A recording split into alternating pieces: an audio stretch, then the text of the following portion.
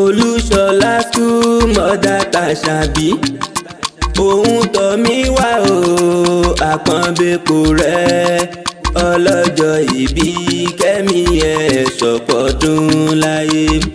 Olúṣọlá school mother Tàṣàbí I celebrate you òun tọ́ mi wá o àpọ́nbẹ́pọ̀ rẹ̀ ọlọ́jọ́ ìbí kẹ́mi ẹ̀ ṣọ̀pọ̀dún láyé. Lónìí orí mi àfirè àtàndá mo tún ti gbé dídùn òǹdè ọmọ abẹ́fẹ́ mo tún ti dé bí mo ṣe ń dé. Nítorí mama Gideon àwo Tolúṣọlá ti jẹ́ Làbákẹ́ o. Ọlọ́jọ́ bíi tòní àmọ́ bí ọjọ́ arẹwà lóbìnrin eyín fújò wẹ́lẹ́rẹ́kẹ́ òbí. Ìbàdí ara gángan lè méǹkì o ẹlẹ́sẹ̀ ó sùn o eléyín funfun nẹ́nẹ́ bí ẹ̀gbọ́n wù. Olúṣọlá tèmi mọ̀ ó ṣe fónílé ó ṣe fàlejò gangan ní bẹ́rù bàbá rìn yóò sára rìn dín. Bí wọ́n bàbá rìn yóò dọ́tọ̀tọ̀ ní àsìkò rẹ̀ tí ń dùn yóò lòun wá níjó kan gbogbo. Mo ní kó tún gèlè rẹ̀ wé o kó tẹ̀lé ẹ̀dá rẹ̀ ṣe Ọlọ́run ló ní kó máa dára fún ọ. Gbogbo tí ń jọ wọ́n lójú ni ìwọ̀wọ̀ bẹ́ńtín. Ọmọ màá ṣe ipa rẹ̀ yóò sì máa kọ̀rọ̀ gbogbo bí ẹkún bí òṣè kò ní tọ́ sí ọ lọ́jọ́ gbogbo. Ọmọ Èkìtì kété o òkè méjì tí ń ká mọ́tò láyà. Ọmọ wa mẹ́kùn ọmọ kàásọ̀kà káṣọ lóko sẹ́gbẹ̀ ògiri. Èkìtì kẹ́tẹ̀lẹ̀ mẹ́fẹ́ mọ̀rẹ̀ nílé àpọ́nbẹ́pọ̀ rẹ̀ ọlọ́jọ́ bíi tòní gángan. Olúwaṣọlá o tí mo bá kíyọ̀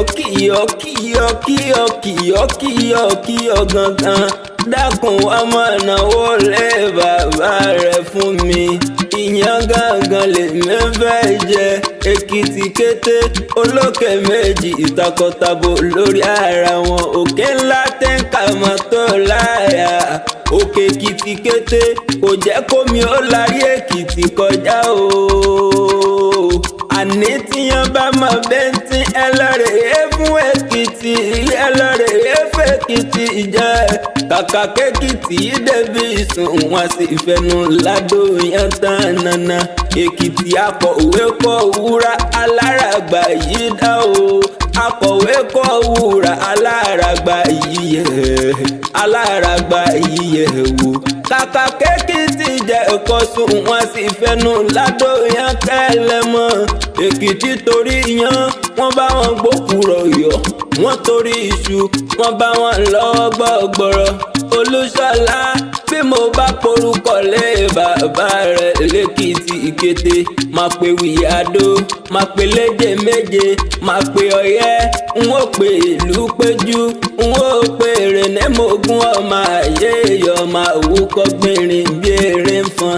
Ṣé bíbẹ̀ ni ṣe lé bàbá mi n ó pe Ìdòwú sí n ó pe Ìdòwú sí n ó po Òkè Mẹ́sílé bàbá rẹ̀. Ṣé bí wọ́n lọ́mọ Olúpẹ́pẹ́ kàásọ̀kà kásọ̀lókò sẹ́gbẹ̀ ògiri.